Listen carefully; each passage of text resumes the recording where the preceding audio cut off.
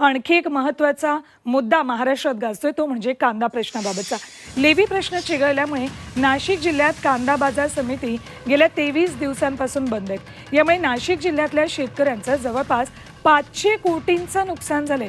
पारंपरिक बाजार समिती बंद करून व्यापारी खासगी बाजार समितीत मोठ्या प्रमाणात खरेदी करताना दिसतायत। थेट जाऊयात नाशिकला, आपल्या सोबत आहेत आमचे प्रतिनिधी योगेश खरे। योगेश, गेले 23 दिवस सगळे व्यवहार ठप्प आहेत, त्यामुळे का नेमकी ही आडमुठी भूमिका व्यापारी घेतात हा प्रश्न सगळ्यात पहिले उपस्थित होतोय।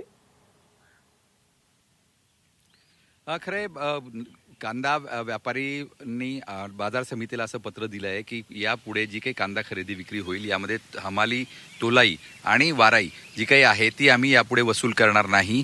शेतकऱ्यांकडला आम्ही ह्या बोजा देणार नाही आणि त्यामुळे आम्ही आता तुम्ही जोपर्यंत आम्हाला परवानगी देत नाही तोपर्यंत आम्ही ही खरेदी विक्री सुरू करणार नाही। त्यामुळे बाजार अमृत नोनी गॅस्ट्रिन, अपचन, ऍसिडिटी, गॅस्ट्रबल ह्यापैकी तुम्हाला कुठलाही गॅस्ट्रिक प्रॉब्लेम झाला, उपाय एकच, अमृत नोनी गॅस्ट्रिन।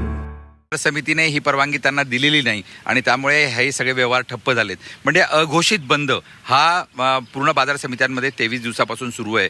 भूमिका कोणीही कारवाई केलेली नाही, कोणीही बंद पुकारलेला नाही, कोणीही आंदोलन केलं नाही, मात्र तरीही शेतकऱ्याला खरेदी विक्रीपासून दूर ठेवण्यात येत आहे। एकूणच जी सरकारच्या नियमांमधली जी तिढा आहे किंवा आदेशांमधला जो तिढा आहे तो याला कारणीभूत ठरतोय आणि त्यामुळे पूर्ण बाजार समित्या या बंद आहेत। खरं म्हणजे नाशिक जिल्हा हा पूर्ण भारताला कांदा पुरवठा करतो।